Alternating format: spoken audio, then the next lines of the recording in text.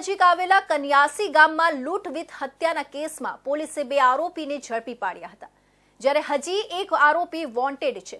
ત્યારે ઝડપાયેલા આરોપીઓ પાસેથી 15,500 રૂપિયાનો સામાન કબજે કર્યો હતો। વાત કરીએ ઓલપાડ તાલુકાના કીમ નજીક આવેલા કન્યાસી ગામની કે જ્યાં તાજેતરમાં 2 મોટરસાયકલ પર આવેલા 3 અજાણ્યા શખ્સોએ 2 વ્યક્તિને લૂંટી લીધા હતા। આ દરમિયાન એકને ચપ્પુ મારતા તેનું મોત થયું હતું। આ હત્યાના ગુનાની તપાસ કરી રહેલી સુરત જિલ્લા એલસીબીની ટીમને ખાનગી રાયે બાતમી મળી હતી કે આ લૂંટના આરોપી વાહન ચોરીના ગુનામાં પકડાયેલા હોય લાજપોર મધ્યસ્થ જેલથી જામીન મુક્ત થનાર છે। જે બાતમીના આધારે પોલીસે મધ્યસ્થ જેલ ખાતેથી આરોપી ગોવિંદા ભજની બહેરા કે જે પીપોદરા માંગરોળ સુરત જિલ્લા અને મૂળ ગંજામ ઓડિશાનો રહેવાસી છે અને સુબલ મુરલી ગોંડા કે જે પીપોદરા તાલુકા માંગરોળ જિલ્લા સુરત ખાતે રહે છે અને મૂળ ગંજામ ઓડિશા જિલ્લાનો રહેવાસી છે। આ બંનેને ઝડપી પાડ્યા હતા।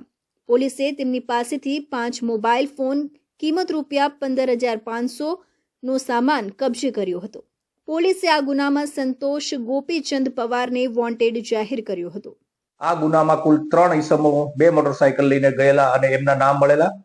આ 3 ઈસમોના જે આરોપી છે એમના નામ છે ગોવિંદ ભજની બહેરા, જે 23 વર્ષની ઉંમરનો છે અને મૂળ ઓરિસ્સાનો વતની છે અને પીપોદરા ઇન્ડસ્ટ્રીયલ વિસ્તારમાં રહે છે।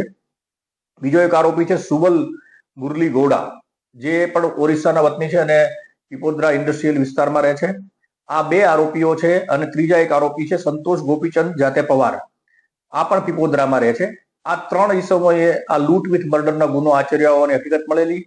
પોલીસની તપાસમાં આરોપીની પાછળ જતા એ વખતે ધ્યાનમાં આવ્યું કે આ ત્રણેય આરોપીઓ સુરત શહેરની અંદર સરથાણા અને ભેસ્તાન પોલીસ સ્ટેશનના મોટરસાયકલ ચોરીના ગુનામાં પકડાયેલા છે અને જેલમાં છે। પોલીસે આ આરોપીઓની છૂટવાની રાહ જોઈ અને એમના જામીન થતા આ 2 આરોપીઓ ગોવિંદ ભજની બહેરા અને સુબલ મુરલી ગોડા, આ બંને આરોપીઓને એલસીબી કચેરી ખાતે લાવી એમની પૂછપરછ કરતા આ ગુનાનો એકરાર કરેલો હોય।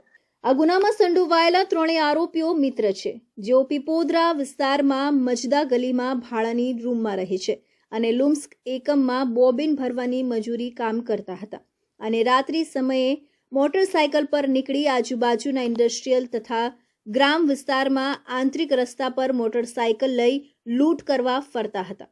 એ વખતે એકલ દોકલ રાહદારીઓ જતા હોય તેમને ચપ્પુ બતાવી મોબાઈલ રોકડ રકમની લૂંટ કરી લેતા હતા અને તે વેચી મોજ શોખમાં પૈસા ઉડાવતા હતા।